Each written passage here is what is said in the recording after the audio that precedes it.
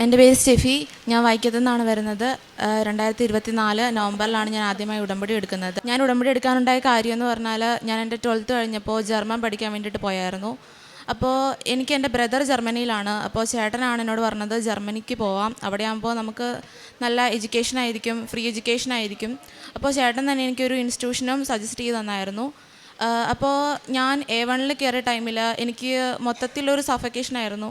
ഒട്ടും എനിക്ക് പറ്റുന്നില്ലായിരുന്നു. ആ സ്ഥലവും പരിചയമില്ലാത്ത ആൾക്കാർ, ഇത്രയും നാൾ ഇംഗ്ലീഷ് പഠിച്ചിട്ട് പെട്ടെന്ന് ജർമ്മനിലോട്ട് വരുമ്പോൾ പ്രൊനൗൺസിയേഷനൊക്കെ ആണെങ്കിൽ ഫുൾ ഡിഫറെൻ്റ് ആയിരുന്നു.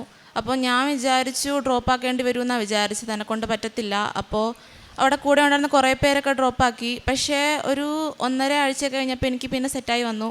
അങ്ങനെ എനിക്ക് നല്ല രീതിക്ക് തന്നെ എൻ്റെ A1 പാസ്സായി, A2 പാസ്സായി, B1ഉം B2 പാസ്സായി. അങ്ങനെ B2 പഠിച്ചുകൊണ്ടിരുന്ന ടൈമിൽ നമുക്കിങ്ങനെ പ്രാക്ടീസൊക്കെ ചെയ്യും. നമുക്ക് 4 മൊഡ്യൂൾസാണ് വരുന്നത്: ലിസണിങ്ങും, റീഡിങ്ങും, റൈറ്റിങ്, സ്പീക്കിങ്. അപ്പോൾ എനിക്ക് ലിസണിങ്ങും റീഡിങ്ങും ഭയങ്കരമായിട്ടും പാടായിരുന്നു. നമുക്ക് ഇപ്പോൾ 30-ലാണെങ്കിൽ 18 മാർക്ക് വേണം പാസിംഗ് മാർക്ക്. അപ്പോൾ അതിനെ 100-ലോട്ട് കൺവേർട്ട് ചെയ്യുമ്പോൾ 60 മാർക്കായിരിക്കും വരുന്നത്. അപ്പോൾ എനിക്ക് ഇതുവരെ ഒരു പാസിംഗ് മാർക്ക് എനിക്ക് കിട്ടിയിട്ടില്ല. ഒരു 16, 17, മാക്സിമം വന്ന 17, അതിന് അപ്പുറത്തോട്ട് എനിക്ക് പോവാറില്ലായിരുന്നു. പക്ഷേ എനിക്ക് സ്പീക്കിങ്ങിൽ ഭയങ്കര ഒരു കോൺഫിഡൻസ് ആയിരുന്നു, ഒരു ഓവർ കോൺഫിഡൻസ് ഉണ്ടായിരുന്നു. എനിക്ക് നന്നായിട്ട് പറയാൻ പറ്റും, ഞാൻ എന്നെ പറഞ്ഞാൽ ഞാൻ പാസ്സാവുമെന്ന് എനിക്കൊരിതുണ്ടായിരുന്നു. റൈറ്റിംഗ് ആണെങ്കിലും എനിക്ക് കുഴപ്പമില്ലായിരുന്നു. ആ ഒരു ടൈമിൽ എൻ്റെ കൂടെ ഉണ്ടായിരുന്ന ഫ്രണ്ട്സൊക്കെ, ഞങ്ങളുടെ മാർച്ചിലാണ് ക്ലാസ് കഴിയുന്നത്, ഏപ്രിലിൽ ഡേറ്റ് എടുക്കാൻ വേണ്ടിയിട്ട് വിചാരിച്ചു. അപ്പോൾ എനിക്ക് പുറത്ത് പോയി എക്സാം എഴുതുന്നതിനോട് വല്ല താല്പര്യമില്ലായിരുന്നു. ഞാൻ കേരളത്തിൽ തന്നെ എഴുതാമെന്ന് വിചാരിച്ചു. അപ്പോൾ കേരളത്തിൽ 2 സെൻറ്ററാണ് വരുന്നത്, ട്രിവാൻഡ്രം, കൊച്ചി. അപ്പോൾ അവിടെ നമുക്ക് മെയിൽ ത്രൂ ആണ് നമ്മൾ ഡേറ്റ് എടുക്കുന്നത്. നമുക്ക് സെൽഫായിട്ട് തന്നെ എടുക്കാൻ പറ്റും, ഏജൻറ്റിന് വെറുതെ ക്യാഷ് കൊടുക്കേണ്ട ആവശ്യമില്ല. അപ്പോൾ ഞങ്ങളെല്ലാവരും അയച്ചു. നമ്മുടെ ക്ലാസ് കഴിഞ്ഞ് ഒരു 1 വീക്ക് കഴിഞ്ഞപ്പോൾ എല്ലാവർക്കും മെയിൽ വന്നു, എനിക്ക് മാത്രം മെയിൽ വരുന്നില്ല. ഈ ഒരു ടൈമിൽ ഞാൻ ഉടമ്പടിയിലല്ലായിരുന്നു, പക്ഷേ എൻ്റെ മമ്മിയുടെ ഉടമ്പടി ഞാൻ ഏറ്റു ചെല്ലുന്നുണ്ടായിരുന്നു. പക്ഷേ എനിക്ക് മെയിൽ വന്നില്ല. അതിൻ്റെ ഇടയ്ക്ക് ഞങ്ങളുടെ എക്സാമിൻ്റെ റിസൾട്ട് വന്നു. എനിക്കാണെങ്കിൽ 100-ൽ 91 ഉണ്ടായിരുന്നു. എൻ്റെ 4 മൊഡ്യൂൾ ഞാൻ പാസ്സായി. ഇൻസ്റ്റിറ്റ്യൂഷനിൽ സ്പീക്കിങ്ങിനാണെങ്കിൽ 91 മാർക്ക് ഉണ്ടായിരുന്നു. അപ്പോൾ എനിക്ക് പിന്നെ എൻ്റെ കോൺഫിഡൻസ് കൂടി. അപ്പോൾ ഞാൻ വിചാരിച്ചെങ്കിൽ വേറെ സ്ഥലത്ത് കേരളത്തിന് പുറത്തെടുക്കാമെന്ന് വിചാരിച്ചു. അപ്പോൾ എനിക്ക് തോന്നി കോയമ്പത്തൂർ എടുക്കാം. കോയമ്പത്തൂരാകുമ്പോൾ എൻ്റെ റിലേറ്റീവ് അവിടെ ഉണ്ട്. അപ്പോൾ നമുക്ക് അക്കോമഡേഷൻ്റെ കാര്യമൊക്കെ ആണെങ്കിൽ പേടിക്കേണ്ട ആവശ്യമില്ല. അപ്പോൾ ഞാൻ അവിടെ ഡേറ്റ് എടുത്തു. ഡേറ്റ് എടുക്കുന്ന ടൈമിൽ ഞാൻ ഏപ്രിലാണ് ഡേറ്റ് എടുക്കണേ. അപ്പോൾ അവർ പറഞ്ഞു 8 മണിക്ക് എക്സാം സ്റ്റാർട്ട് ചെയ്യുമെന്ന് പറഞ്ഞാൽ എക്സാം സ്റ്റാർട്ട് ചെയ്തത് 12 മണിയായപ്പോഴാണ്. അപ്പോൾ എനിക്ക് ഭയങ്കര ടെൻഷനായി, ഭയങ്കരമായിട്ടും വേർത്ത്, ഭയങ്കരമായിട്ട് പേടിയായി. അപ്പോൾ എക്സാമിന് കയറുന്ന ടൈമിൽ ഫസ്റ്റ് സ്പീക്കിംഗ് ആയിരുന്നു. സ്പീക്കിങ്ങിന് അവർ അത്യാവശ്യം കുഴപ്പമൊന്നുമില്ലായിരുന്നു. ഞാൻ പറഞ്ഞു, ഇപ്പം നമ്മളൊരു ടോപ്പിക്കിനെ പറ്റി പറയണം. അപ്പം അതിൻ്റെ ബേസിൽ അവർ ക്വസ്റ്റ്യൻ ചോദിക്കും. അപ്പോൾ ക്വസ്റ്റ്യൻ ആണെങ്കിൽ ഇപ്പം മലയാളത്തിൽ എന്നോട് ഒരാൾ എങ്ങനെ ക്വസ്റ്റ്യൻ ചോദിക്കുന്നു, അതിനോട് ആൻസർ ഞാൻ അങ്ങനെ പറയുന്നു, അതുപോലെ എനിക്ക് പറയാൻ പറ്റി. അപ്പോൾ എനിക്ക് എൻ്റെ കോൺഫിഡൻസ് കൂടി. ഞാൻ വിചാരിച്ചു എന്തായാലും സ്പീക്കിങ് പാസ്സാവുമെന്ന് വിചാരിച്ചു. ഇറങ്ങി വന്നപ്പോൾ പിന്നെ ആഫ്റ്റർനൂൺ ആയിരുന്നു എൻ്റെ ലിസണിങ്ങും റീഡിങ്ങും വന്നത്. അതെനിക്ക് ഒട്ടും പ്രതീക്ഷയില്ലായിരുന്നു, കാരണം ഇതുവരെ ഞാൻ അങ്ങനെ പ്രാക്ടീസ് ചെയ്തപ്പോൾ ഞാൻ പാസ്സായിട്ടില്ല. അപ്പോൾ എന്തായാലും എനിക്ക് ഫെയിലാവുമെന്ന് എനിക്കൊരു തോന്നിയായിരുന്നു. അപ്പോൾ ഞാൻ മാതാവിനോട് പ്രാർത്ഥിക്കുന്ന ഒരാളല്ലായിരുന്നു, ഞാൻ ഈശോയോട് പ്രാർത്ഥിക്കുന്ന ഒരാളായിരുന്നു. പിന്നെ അന്തോണിസ് പുണ്യാളനോട് ഞാൻ പ്രാർത്ഥിക്കുമായിരുന്നു. ഞാൻ ഓൾ ഓവർ ഞാൻ മാതാവിനോട് പ്രാർത്ഥിക്കും, പക്ഷേ കൃപാസന മാതാവിനോട് എടുത്ത് ഞാൻ പ്രാർത്ഥിക്കില്ലായിരുന്നു, എനിക്കൊരു പേടിയായിരുന്നു. അപ്പോൾ ഞാൻ എൻ്റെ ലിസണിങ് റീഡിങ് നോക്കിയപ്പോൾ എനിക്കൊന്നും അറിയാൻ പാടില്ല, പേപ്പർ നോക്കിയിട്ട് ഒന്നും മനസ്സിലാവുന്നില്ല. ഞാനപ്പോൾ അന്തോണിസ് പുണ്യാൾ എന്നെ പാസ്സാക്കാമെന്ന് ഞാൻ ജസ്റ്റ് ചോദിച്ചു. ഞാൻ എടുത്ത് നോക്കി, എനിക്കെല്ലാം മനസ്സിലാവുന്നുണ്ട്, പിന്നെ ആൻസറൊക്കെ എനിക്ക് എവിടെയാണെന്ന് മനസ്സിലാവുന്നുണ്ട്. ഞാൻ അങ്ങനെ അത് കഴിഞ്ഞു. റൈറ്റിംഗ് ആണെങ്കിലും കുഴപ്പമില്ലാത്ത രീതിയിൽ അത് കഴിഞ്ഞു. റിസൾട്ട് വന്നു കഴിഞ്ഞപ്പോൾ ഞാൻ കോൺഫിഡൻ്റ് ആയിട്ടുള്ള എൻ്റെ റൈറ്റിങ്ങും സ്പീക്കിങ്ങും ഫെയിലായി. ഞാൻ തോക്കുമെന്ന് വിചാരിച്ച എൻ്റെ ലിസണിങ് റീഡിങ് ഞാൻ പാസ്സായി. അത് കഴിഞ്ഞിട്ട് എനിക്ക് ഭയങ്കര കരച്ചിലൊക്കെ ആയി, നമുക്ക് വല്ലാത്ത വിഷമമായി, കാരണം വിചാരിച്ചില്ലാത്ത രീതിയിൽ തോൽവി വന്നു. അത് കഴിഞ്ഞിട്ട് ഞാൻ പിന്നെ പ്രാർത്ഥിക്കാൻ തുടങ്ങി, കൃപാസന മാതാവിനോട് പ്രാർത്ഥിക്കാൻ തുടങ്ങി, മമ്മിയുടെ ഉടമ്പടി ഏറ്റെടുത്ത് എല്ലാം തുടങ്ങി. അത് കഴിഞ്ഞിട്ട് ഞാൻ പിന്നെ ഡേറ്റ് എടുത്തു. പിന്നെ ഞാൻ ട്രിവാൻഡ്രത്താണ് ഡേറ്റ് എടുത്തത്. അപ്പോൾ ഞാൻ ഉടമ്പടി വസ്തുക്കളൊക്കെ ഉപയോഗിച്ചിട്ടായിരുന്നു പോയത്. പക്ഷേ എക്സാമിൻ്റെ ടൈമിൽ എനിക്ക് റൈറ്റിംഗ് ഞാൻ ഭയങ്കരമായിട്ട് പ്രാക്ടീസ് ചെയ്യുന്ന ഒരാളായിരുന്നു. പ്രത്യേകിച്ച് സ്പീക്കിങ് എനിക്ക് ഭയങ്കരമായിട്ടും ഇഷ്ടപ്പെടുന്ന ഒരു മൊഡ്യൂൾ ആയതുകൊണ്ട് തന്നെ ഞാൻ ഭയങ്കരമായിട്ടും ഒരു ഓവർനൈറ്റൊക്കെ ഇരുന്ന് പഠിക്കുമായിരുന്നു. 2 മണി വരെ ഇരുന്നൊക്കെ പഠിച്ച് വെളുപ്പിന് എഴുന്നേൽക്കുന്ന ഒരു ടൈപ്പായിരുന്നു ഞാൻ. പക്ഷേ പ്രയോജനമൊന്നുമില്ലായിരുന്നു. പിന്നെ ഞാൻ ട്രിവാൻഡ്രത്ത് പോയി കഴിഞ്ഞപ്പോൾ മോർണിംഗ് ആയിരുന്നു എൻ്റെത് റൈറ്റിംഗ് വന്നിരിക്കുന്നത്. റൈറ്റിംഗ് എനിക്ക് നന്നായിട്ട്, ഞാൻ പഠിച്ച ടോപ്പിക്കായിരുന്നു, റിവൈസ് ചെയ്ത ടോപ്പിക്കായിരുന്നു, നന്നായിട്ട് ഞാൻ എഴുതി. ഉച്ചയായപ്പോഴായിരുന്നു എൻ്റെ സ്പീക്കിങ്. പക്ഷേ സ്പീക്കിങ്ങിന് വന്നപ്പോൾ നമ്മുടെ എക്സാമിനേഴ്സൊക്കെ ഭയങ്കരമായിട്ടൊരു ഒരു റൂഡായിട്ട് പെരുമാറുന്ന രീതിയിലായിരുന്നു. നമ്മളോട് വല്ലാത്ത രീതിയിൽ ഷൗട്ട് ചെയ്യുന്ന രീതിയിൽ, കരച്ചിൽ ഇങ്ങനെ കരയിപ്പിക്കുന്ന രീതിയിലൊക്കെ ആയിരുന്നു. ഞാൻ എക്സാം കഴിഞ്ഞപ്പോൾ കരഞ്ഞാണ് ഇറങ്ങിയത്. അപ്പോൾ എനിക്ക് എന്തായാലും തോന്നി സ്പീക്കിംഗ് എന്തായാലും ഞാൻ ഫെയിലാവുമെന്ന് എനിക്ക് തോന്നിയായിരുന്നു. പക്ഷേ റൈറ്റിംഗ് ഞാൻ പാസ്സാവുമെന്ന് വിചാരിച്ചു. പക്ഷേ റിസൾട്ട് വന്നപ്പോൾ ഞാൻ രണ്ടും ഫെയിലായി.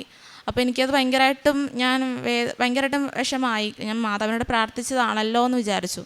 എന്നിട്ട് പിന്നെ എനിക്ക് മനസ്സിലായി ഇനി മറ്റുള്ളവരുടെ ഉടമ്പടി നോക്കിയിട്ട് കാര്യമില്ല, ഞാൻ സ്വന്തമായിട്ട് തന്നെ ഉടമ്പടി എടുക്കേണ്ടി വരും. അതുകൊണ്ട് നവംബറിൽ ഞാൻ ഉടമ്പടി എടുത്തു. ഉടമ്പടി എടുത്തപ്പോൾ ഞാൻ നവംബറിൽ ഉടമ്പടി എടുത്തു. പിന്നെ ഡിസംബറിലോട്ട് ഡേറ്റ് നോക്കിയിട്ട് എനിക്ക് കിട്ടിയില്ല. പിന്നെ എനിക്ക് ഫെബ്രുവരിയിലാണ് എനിക്ക് ഡേറ്റ് കിട്ടിയത്. എനിക്ക് പിന്നെയും ട്രിവാൻഡ്രം തന്നെ കിട്ടിയത്. എനിക്ക് പേടിയുണ്ടായിരുന്നു, പോയി ഫെയിലായ സ്ഥലത്ത് പിന്നെയും പോകണമല്ലോ എന്ന് വിചാരിച്ചുകൊണ്ട്. അപ്പോൾ ഞാൻ നന്നായിട്ട് തന്നെ പ്രാക്ടീസ് ചെയ്തു. റൈറ്റിംഗ് ഒക്കെ ആണെങ്കിൽ ഒരുപാട് എഴുതി നോക്കി. സ്പീക്കിംഗ് ആണെങ്കിലും ഒരുപാട് പ്രാക്ടീസ് ചെയ്തു. അപ്പോൾ രാവിലെ ആയിരുന്നു റൈറ്റിംഗ് വന്നിരുന്നത്. റൈറ്റിങ്ങിൻ്റെ ടൈമിൽ ഞാൻ എൻ്റെ ഉടമ്പടി തൈലം നെറ്റിയിൽ കുരിശടയാളം വരട്ടിയും അതുപോലെ തന്നെ തേൻ കഴിച്ചിട്ടുണ്ടായിരുന്നു. ഉടമ്പടി കാശുരൂപ എൻ്റെ ഡ്രസ്സിൽ പിൻ ചെയ്തിട്ടിട്ടുണ്ടായിരുന്നു. അപ്പോൾ റൈറ്റിങ്ങിൻ്റെ ടൈമിൽ ഞാൻ റിവൈസ് ചെയ്തപ്പോൾ ആ ടോപ്പിക്ക് അങ്ങോട്ട് നോക്കിയില്ലായിരുന്നു. പക്ഷേ നോക്കിയപ്പോൾ എനിക്കൊന്നും അറിയാൻ പാടില്ല. നമ്മൾ ടോട്ടൽ 6 പാരഗ്രാഫ് എഴുതണം. പക്ഷേ എനിക്ക് 2 പാരഗ്രാഫ് ഞാൻ കഷ്ടിച്ച് എഴുതി. പക്ഷേ എനിക്കൊന്നും അറിയാൻ പാടില്ല. എനിക്ക് എന്തായാലും തോന്നി എന്തായാലും ഫെയിലാവും, ഞാൻ ഒന്നും എഴുതിയിട്ടില്ല. എന്നിട്ട് പിന്നെ ഉച്ചയ്ക്കായിരുന്നു എൻ്റെ സ്പീക്കിംഗ് നല്ല ഈസി ആയിരുന്നു, നന്നായിട്ട് ഞാൻ പറഞ്ഞു. റിസൾട്ട് വന്നപ്പോൾ നേരെ ഓപ്പോസിറ്റാണ്. ഫെയിലാവുമെന്ന് വിചാരിച്ച എൻ്റെ റൈറ്റിംഗ് ഞാൻ 71 മാർക്കിൽ ഞാൻ പാസ്സായി. 60 മാർക്കാണ് പാസ് മാർക്ക്. അതെനിക്ക് ഉറപ്പാണ്. Not by merit but by grace ആണ്. ഞാൻ ഒന്നും എഴുതിയിട്ടില്ല എൻ്റെ പേപ്പറിൽ. എനിക്കിപ്പോഴും അറിയാം ഞാൻ കോൺഫിഡൻ്റ് ആയിട്ടുള്ള എൻ്റെ സ്പീക്കിംഗ് ഞാൻ തോക്കുകയും ചെയ്തു. പിന്നെ ഞാൻ ഒരിക്കൽ കൂടി ഡേറ്റ് എടുത്തു. അപ്പോൾ ആ ഒരു ടൈമിൽ അച്ഛനെ കണ്ടായിരുന്നു. പക്ഷേ അച്ഛനെ കണ്ടിട്ട് മാത്രം കാര്യമില്ല, ഞാൻ എൻ്റെ ഉടമ്പടിയും കൂടെ കറക്റ്റായിട്ട് ചെയ്യണമായിരുന്നു. ഞാനന്ന് ശരിക്കും ഉഴപ്പി, എൻ്റെ ഉടമ്പടി ഞാൻ നല്ല വൃത്തിക്ക് ഉഴപ്പിയായിരുന്നു. എന്നിട്ട് എനിക്ക് റിസൾട്ട് വന്നപ്പോൾ എൻ്റെ സ്പീക്കിംഗ് ഞാൻ ഫെയിലായി. അപ്പം പിന്നെ ഞാൻ മടുത്തു. എക്സാം എഴുതി ഒരുപാട് ക്യാഷുമായി. പിന്നെ ശരിക്കും മടുത്ത്, കുറേ നാളായി പോണില്ലേ എന്ന് ആൾക്കാർ ചോദിക്കുന്നു. ശരിക്കും നമ്മൾ വല്ലാത്തൊരു മടുപ്പായി. പിന്നെ ഞാനെങ്കിലും വിചാരിച്ചു ഏജൻസി ഡീൽ കൊടുക്കാം പുറത്ത്. എൻ്റെ ഫ്രണ്ട്സ് പറഞ്ഞു 3 മൊഡ്യൂളുണ്ടായതുകൊണ്ട് നമുക്ക് പുറത്തോട്ട് പോകാമെന്ന് വിചാരിച്ചു. അപ്പോൾ ഞാൻ പഠിച്ച ഇൻസ്റ്റിറ്റ്യൂഷനിൽ തന്നെ ചോദിച്ചപ്പോൾ പറഞ്ഞു 4 മൊഡ്യൂളുണ്ടെങ്കിലേ പറ്റത്തുള്ളൂ, 3 മൊഡ്യൂളുകാർ ഇപ്പോൾ അവരെടുക്കുന്നില്ലെന്നാണ് പറഞ്ഞത്. പക്ഷേ പെട്ടെന്ന് ഒരു ഓഗസ്റ്റിൽ എനിക്ക് എൻ്റെ കോൺട്രാക്റ്റ് വന്നു വിത്തൗട്ട് ഇൻ്റർവ്യൂ. ഞാൻ മാതാവിനോട് പറഞ്ഞായിരുന്നു എനിക്ക് ഇൻ്റർവ്യൂ ഇല്ലാണ്ട് എനിക്ക് തരാമോ, എനിക്ക് പേടിയാണ്. കാരണം അവിടെ എന്ന് വെച്ചാൽ ജർമ്മൻസ് തന്നെയാണ് ഇൻ്റർവ്യൂവിന് എടുക്കുന്നത്. അവരുടെ ലാംഗ്വേജ് നമുക്ക് പെട്ടെന്ന് മനസ്സിലാവണമെന്നില്ല. അപ്പം ഞാൻ പറഞ്ഞപ്പോൾ മാതാവ് എനിക്ക് അതുപോലെ തന്നെ വന്നു. വിത്തൗട്ട് ഇൻ്റർവ്യൂവിൽ എനിക്ക് എൻ്റെ കോൺട്രാക്റ്റ് കൈ കിട്ടി. കോൺട്രാക്റ്റ് കിട്ടിക്കഴിഞ്ഞപ്പോൾ പിന്നെ അടുത്ത ടെൻഷൻ എന്ന് പറഞ്ഞാൽ വിസക്ക് ഡേറ്റ് കിട്ടുന്നില്ലായിരുന്നു.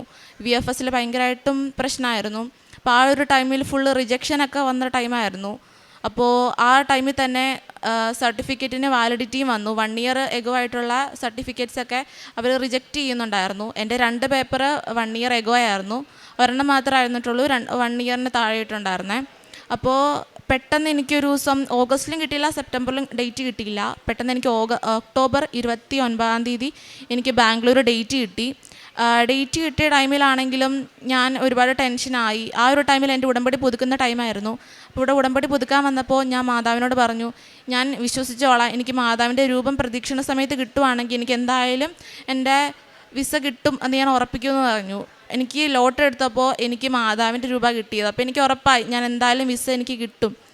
അപ്പോൾ വിസ ബാംഗ്ലൂരിൽ ചെന്ന് കഴിഞ്ഞപ്പോൾ വലിയ കുഴപ്പമൊന്നുമില്ലായിരുന്നു. പിന്നെ മലയാളീസ് ആയപ്പോൾ അവർക്കൊരിതുണ്ട്, അവർക്ക് മെയിനായിട്ടും ഈ കർണാടക ടീംസിനോടൊക്കെയാണ് താല്പര്യം. അപ്പോൾ നമ്മളോട് ലാംഗ്വേജൊക്കെ ആയിട്ട് അവർക്ക് വലിയ പിടുത്തം ഉണ്ടാവില്ല. അത് കഴിഞ്ഞിട്ട് ഭംഗിയായിട്ട് തന്നെ അവിടുത്തെ കാര്യങ്ങളെല്ലാം കഴിഞ്ഞു. പക്ഷേ ഞാൻ അന്ന് എൻ്റെ ഇൻ്റർവ്യൂ കഴിഞ്ഞ് വീട്ടിലോട്ട് പോകുന്ന രാത്രിയാണ് എനിക്ക് എൻ്റെ അക്കോമഡേഷൻ്റെ കോൺട്രാക്റ്റ് ഏജൻസി അയച്ചു തരുന്നത്. അപ്പോഴാണ് ഞാൻ ഓർക്കുന്നത് ഞാൻ എൻ്റെ വിസയിൽ ഞാൻ എൻ്റെ അക്കോമഡേഷൻ കോൺട്രാക്റ്റ് വെച്ചിട്ടുണ്ടായിരുന്നില്ല. അപ്പോൾ എനിക്ക് തോന്നി എന്തായാലും വിസ റിജക്റ്റ് ആവാനുള്ള ചാൻസ് ഉണ്ട്. കാരണം എന്തെങ്കിലും ചെറിയൊരു റീസൺ വരെ അവർ റിജക്റ്റ് ആക്കുന്നതാണ്. അപ്പോൾ എന്തായാലും ഇതൊരു റീസൺ ആണ്. അപ്പോൾ ഞാൻ ഭയങ്കരമായിട്ടും പ്രാർത്ഥിക്കാൻ തുടങ്ങി. 1 മാസം കഴിഞ്ഞപ്പോൾ എന്നെ വിളിച്ചു, കൊറിയർ വന്നിട്ടുണ്ട്, വിസ ഡിസ്പാസ്സായെന്ന് പറഞ്ഞൊരു മെസ്സേജ് വന്നായിരുന്നു. അത് കഴിഞ്ഞ് പിറ്റേ ദിവസം എനിക്ക് വിളിച്ചു. അപ്പം ഞാൻ ചെന്ന് എൻ്റെ വിസ കളക്ട് ചെയ്തു. ഞാൻ എന്നിട്ട് പള്ളി ചെന്നാണ് ഞാൻ തുറന്നത്. ഞാൻ മാതാവിൻ്റെ രൂപത്തിൽ തൊട്ട് മാതാവ് എനിക്കൊന്ന് തരണം, ഇപ്പോൾ ഒരുപാട് കഷ്ടപ്പാടായി, ഇപ്പോൾ ഇതിന് ഒരുപാട് ക്യാഷായി, വീട്ടുകാരെ ബുദ്ധിമുട്ടിക്കാൻ തുടങ്ങിയിട്ട് കുറേ നാളായി.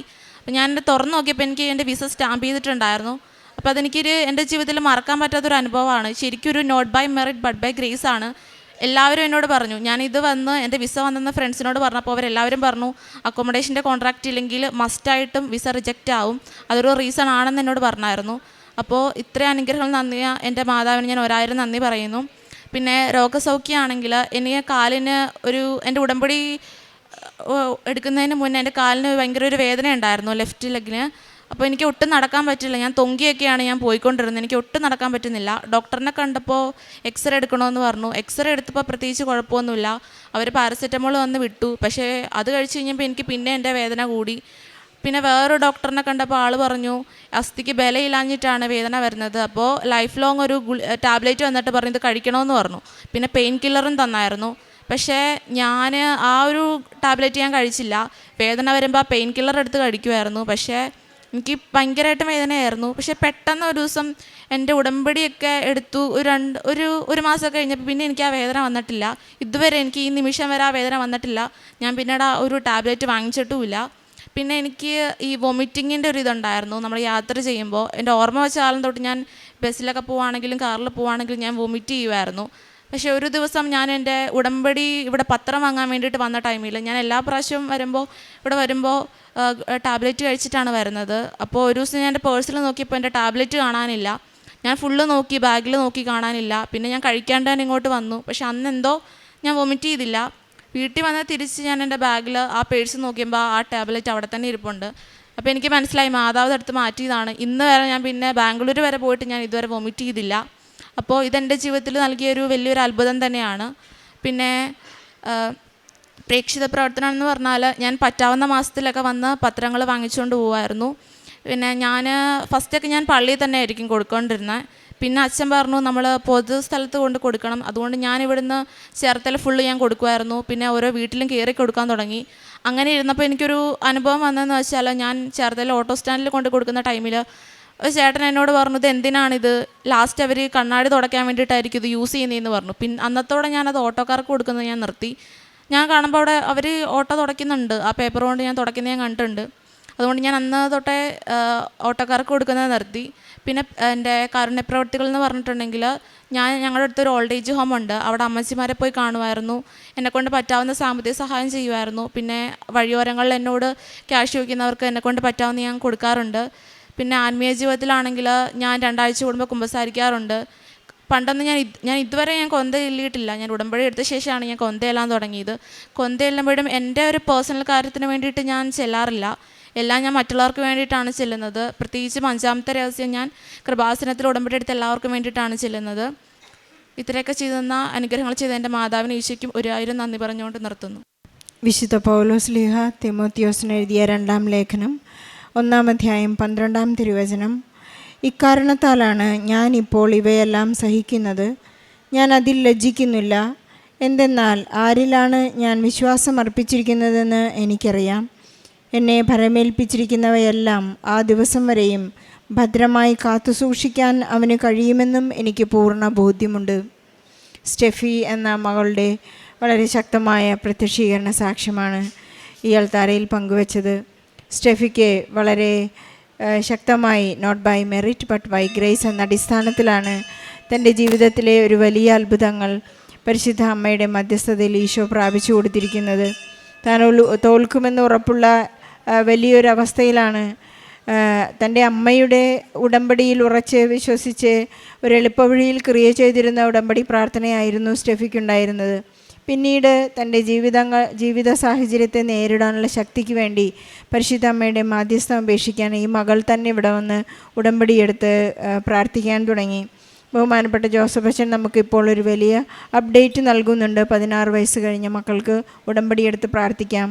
സാധാരണഗതിയിൽ ഇത്രയും നാൾ പലരും വന്ന് പറയാറുള്ളത്, അമ്മമാർ പ്രത്യേകിച്ച് വന്ന് പറയുന്നത് എങ്ങനെയാണ്, ഞാനാണ് ഉടമ്പടി എടുത്തത്, എൻ്റെ മക്കൾ ഇവിടെ ഇല്ല, അവർ വിദേശത്താണ്, അതുകൊണ്ട് എനിക്കാണ് സാക്ഷ്യം പറയേണ്ടത്. പക്ഷേ ഇത് മക്കൾ തന്നെ പ്രായപൂർത്തിയായവർ ഉടമ്പടിയെടുത്ത് പ്രാർത്ഥിക്കുമ്പോഴുണ്ടാകുന്ന വ്യത്യാസവും അവരുടെ ജീവിതത്തിലെ വിശ്വാസവും വിശ്വസ്തതയും വർദ്ധിക്കുന്നത് നമുക്ക് നോക്കി നിന്ന് കാണുവാൻ സാധിക്കുന്നത് കൊണ്ട് അവർ തന്നെ ഉടമ്പടിയെടുത്ത് സാക്ഷ്യം പറയുന്നതാണ് നല്ലതെന്ന് അച്ഛൻ നമ്മെ ഓർമ്മിപ്പിക്കുന്നുണ്ട്. നമുക്കതനുസരിച്ച് പ്രവർത്തിക്കുകയും പ്രാർത്ഥിക്കുകയും ചെയ്യാം. ജോസഫ് അച്ഛനെ കണ്ടിട്ട് കാര്യമില്ല, നമ്മുടെ ഉടമ്പടി കൃത്യമായി പാലിക്കണമെന്ന് ഈ മകൾ ഇവിടെ ഏറ്റുപറയുന്നുണ്ട്. ജോസഫ് അച്ഛൻ്റെ കൈവെപ്പ് ശുശ്രൂഷ സ്വീകരിച്ചാൽ ഉടനെ എൻ്റെ കാര്യങ്ങളെല്ലാം നടക്കും. ചിലർ അത് അനുസരിച്ച് ഒരു ടേക്കൺ ഫോർ ഗ്രാൻഡഡ് എന്ന രീതിയിൽ അച്ഛനെ കാണാൻ വന്ന് അനുഗ്രഹം പ്രാപിച്ചു പോകുന്നവരുണ്ട്. അച്ഛനൊന്ന് തൊട്ടാൽ നമ്മുടെ കാര്യങ്ങൾ ഈശോ അനുവദിച്ചു തരുമെന്ന് നമുക്ക് ഉറപ്പുള്ള വിശ്വാസമുണ്ട്. അതനുസരിച്ച് നമുക്ക് ഉടമ്പടി ഉഴപ്പാനുള്ളതല്ല എന്ന് സ്റ്റെഫി ഏറ്റു പറയുകയാണ്. സ്റ്റെഫി അതനുസരിച്ച് ഉടമ്പടി ശക്തമായി പ്രാർത്ഥിക്കുകയും അതനുസരിച്ച് ജീവിക്കുകയും ചെയ്തു.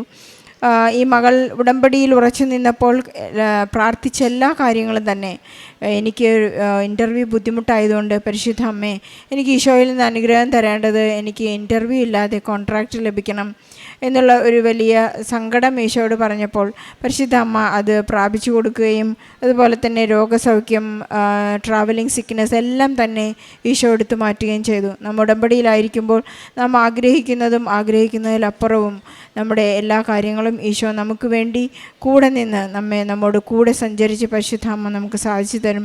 നാം ഒന്ന് മാത്രം ചെയ്താൽ മതി. അബ്രാഹത്തോട് പറഞ്ഞതുപോലെ നീ എനിക്ക് മുമ്പേ നടക്കുക എന്നുള്ളൊരു വാഗ്ദാനം നമുക്ക് ചെയ്യാൻ സാധിച്ചാൽ നമ്മുടെ ഉടമ്പടി തീർച്ചയായും പെട്രോൾ കത്തുന്നത് പോലെ കത്തിപ്പിടിക്കും. നമുക്ക് ഈശോയ്ക്കും പരിശുദ്ധ അമ്മയ്ക്കും നന്ദി പറഞ്ഞുകൊണ്ട് സ്റ്റെഫിക്ക് ലഭിച്ച എല്ലാ അനുഗ്രഹങ്ങൾക്കും നല്ലൊരു കൈയടി നൽകി ഈശോയ്ക്കും പരിശുദ്ധ അമ്മയ്ക്ക് ഈ സാക്ഷ്യം സമർപ്പിക്കാം.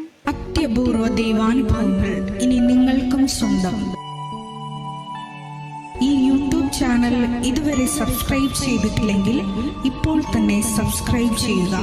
ഈ വീഡിയോ ഇപ്പോൾ തന്നെ നിങ്ങളുടെ സുഹൃത്തുക്കൾക്ക് ഷെയർ ചെയ്തുകൊണ്ട് കർത്താവിൻ്റെ പ്രേക്ഷിതരാകുക.